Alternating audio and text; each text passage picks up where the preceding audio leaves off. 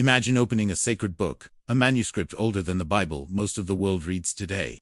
You turn the pages and suddenly discover that it contains texts, prophecies, and stories that have been missing for centuries. These are not small additions, they challenge what you have been taught about Jesus, his identity, and his connection to Africa. This is not fiction, this is history. The Ethiopian Bible is considered the oldest and most complete Bible in existence. It was written long before the King James Version, and it contains more books than the Western canon. Among its hidden treasures lies a shocking possibility that Jesus himself was described in ways that were deliberately erased from history. Before we begin this deep journey into the Ethiopian Bible, forbidden scriptures, and the question of a black Jesus, I want to invite you to subscribe to this channel, give this video a like, and turn on notifications. What you are about to hear is knowledge that has been silenced for generations. If you are searching for truth and deeper understanding, this is where it begins. Let's first talk about Ethiopia itself. Ethiopia is not a footnote in the Bible, it is central. Over and over again, the scriptures mention Ethiopia as a land of wisdom, strength, and prophecy.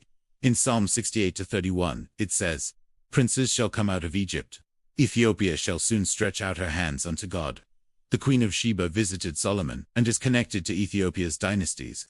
Moses married an Ethiopian woman. In the Book of Acts, an Ethiopian eunuch became one of the very first African Christians after meeting the Apostle Philip. This shows us that Africa was not outside the story of God. It was inside it from the beginning.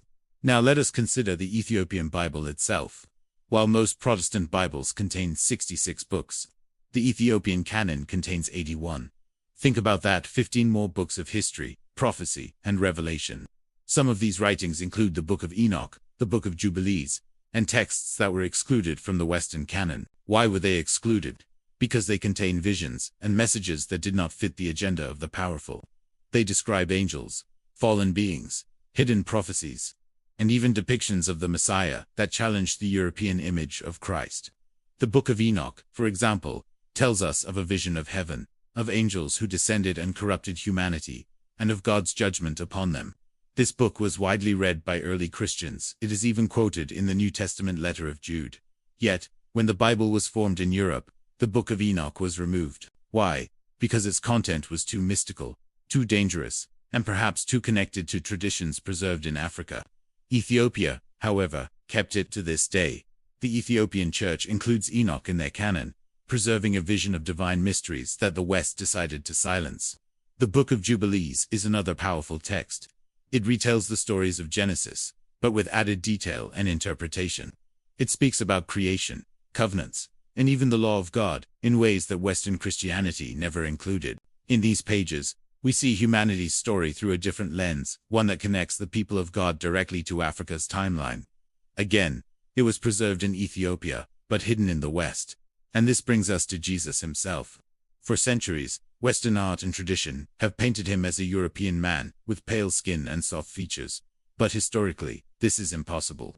Jesus was born in the Middle East, in a region closely tied to Africa. His complexion would have been dark.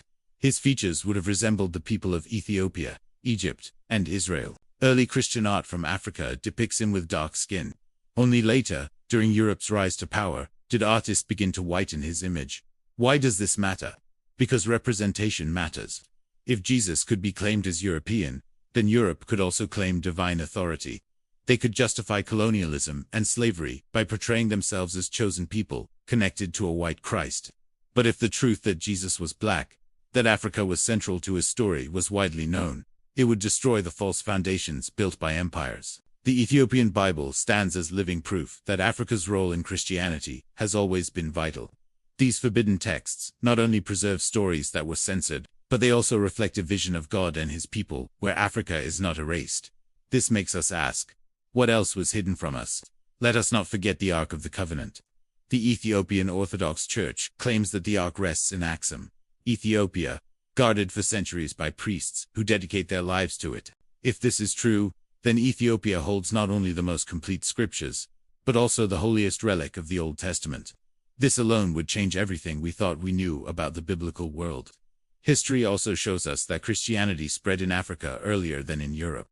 Long before Rome declared Christianity its official religion, the faith was alive in Alexandria, Nubia, and Ethiopia. These were among the first Christian civilizations, and they maintained their traditions independently of European influence. This makes the Ethiopian Church one of the purest forms of early Christianity still alive today. So why were these voices silenced? Why were their scriptures hidden? Because the narrative of a black Messiah and an African-centered Christianity was a threat to empire. By erasing Africa from the story and painting Jesus white, Europe gained spiritual control over billions of people. But the Ethiopian Bible breaks that illusion. Let's reflect on what this means spiritually. If Jesus was black, if his image was African, does it change his message? No. The message of love, salvation, and redemption remains the same. But it does change how billions of people see themselves in his story. It gives dignity to those who were told for centuries that they were less than, that God did not look like them. It restores identity to a people who have been cut off from their spiritual heritage. It also challenges those who have used a false image of Christ to justify oppression. The forbidden texts also highlight themes of justice, struggle, and liberation. They speak to the oppressed, to those in chains, to those who suffer. This is not accidental. It is part of the reason why these books were hidden. A Christ who identifies with the oppressed, who looks like them, and who speaks to their suffering. This is a Christ who empowers people to rise against injustice. Ethiopia's preservation of these scriptures is no accident either. It is as if God himself chose this nation to protect what others tried to erase.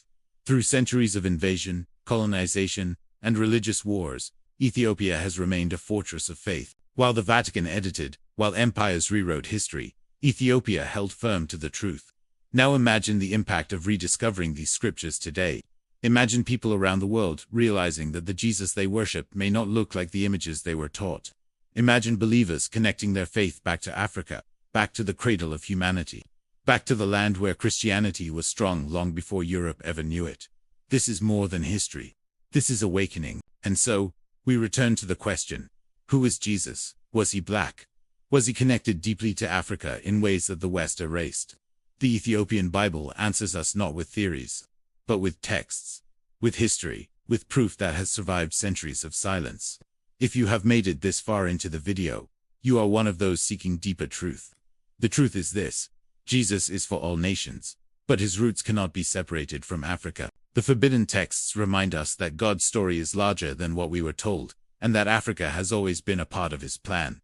So take this knowledge with you, reflect on it, share it, and let it shape your faith in a way that breaks chains of deception.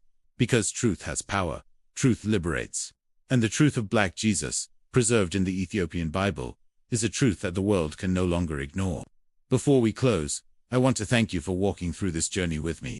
If this opened your eyes, if it gave you something to think about, then please hit the like button right now, subscribe to the channel, and share this video with others. Let's bring these hidden scriptures into the light, together.